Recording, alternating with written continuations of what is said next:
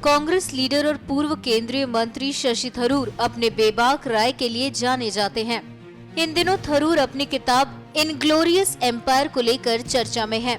हाल ही में अपनी किताब पर बात करते हुए शशि थरूर ने कहा कि ब्रिटेन को अपना इतिहास भूलने की बीमारी है।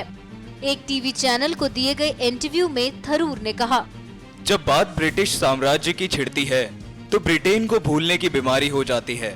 वो भूल जाता है कि आखिर ब्रिटिश साम्राज्य खड़ा कैसे हुआ है।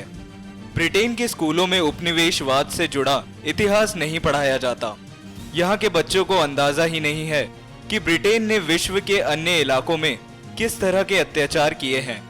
थरूर आगे कहते हैं, 18वीं शताब्दी की शुरुआत में ब्रिटेन दुनिया के एक सबसे अमीर देश में पहुंचा और 200 सालों तक लूटने के बाद इसे दुनिया के सबसे गरीब देशों की कतार में ला खड़ा किया। ब्रिटेन में ये बात कहीं पढ़ाई नहीं जाती कि ब्रिटेन ने औद्योगिक क्रांति को अंग्रेजी साम्राज्य द्वारा की गई लूट खसोट से खड़ा किया है। इंटरव्यू में थरूर ने भारतीयों को भी नहीं बख्शा और कहा, ब्रिटेन को तो भूलने की बीमारी है, लेकिन भारतीय भी पीछे नहीं है। भारतीय भूलने और माफ करने में बहुत अच्छे हैं। ब्रिटेन को माफ कर लीजिए, लेकिन उन्हें मत भूलिए। भारत और ब्रिटेन के बीच वर्तमान संबंध पर थरूर ने कहा, अब हालात बदल चुके हैं। अब भारत की अर्थव्यवस्था ब्रिटेन के बराबर है और अब दो संप्रभु देशों के बीच व्यापारिक संबंध हो रहे हैं।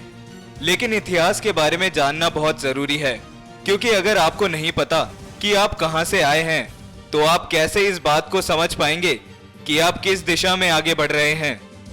आपको बता दें कि थरूर की किताब इनग्लोरियस एम्पायर ब्रिटिश राज के दौरान अंग्रेजों द्वारा भारत के शोषण को आधार बनाकर लिखी गई है। NMF न्यूज की रिपोर्ट।